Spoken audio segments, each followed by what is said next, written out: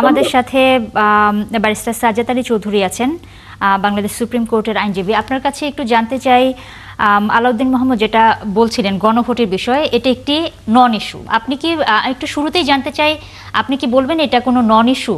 কারণ জামায়াত এবং বিএনপির মধ্যে কিন্তু আসলে দ্বন্দ্ব বলা যায় চরমে, গণভোট নির্বাচনের আগে হবে না নির্বাচনের দিন হবে, এই বিষয়টা নিয়ে এখনো কোনো সুরাহা হয়নি। এই বিষয়ে আপনার বক্তব্য শুরুতে আগে একটু জানতে চাই। ধন্যবাদ। আসলে এখানে গণভোট একটা নন ইস্যু যেটা বলা হচ্ছে, আলাউদ্দিন ভাই যেটা বললেন, আসলে এটা একটা ভাইটাল ইস্যু। কেন ভাইটাল ইস্যু? কারণ প্রথমেই গণভোট হবে কি হবে না এটা নিয়ে অনেক ডিসকাস হলো, কেউ মানছে কেউ মানছে না।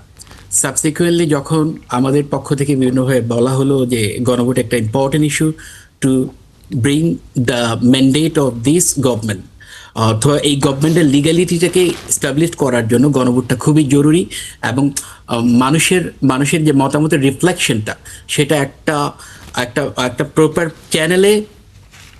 চ্যানেল এস্টাবলিশ করতে হবে।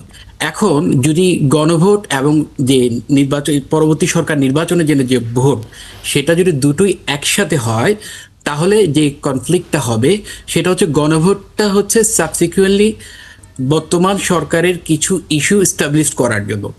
যখন সেই ডিসপিউটগুলো যখন একসাথে যাবে, তখন এই ডিসপিউটগুলো অ্যাড্রেস না হয়ে, সেটেল না হয়ে, তখন subsequently next government, elected government যেটা আমরা চাচ্ছি, সেই গভর্নমেন্টটা বেসিক্যালি এখানে সেই গভর্নমেন্টটাতে বেসিক্যালি আমরা নতুন সরকারের ওদিকে আমাদের দৃষ্টিটা চলে যাচ্ছে।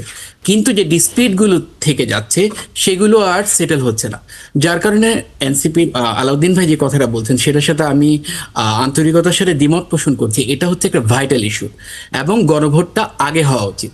কারণ এই আগে না হলে অনেকগুলো ডিসপিউট থেকে যাবে, এবং এগুলো নিয়ে সাবসিকুয়েন্টলি আরো বড় ধরনের সমস্যার সম্মুখীন হওয়ার সম্ভাবনা আছে, এবং জাতি একটা বড় ধরনের ক্রান্তি লগ্ন অতিক্রম করবে তখন। ধন্যবাদ।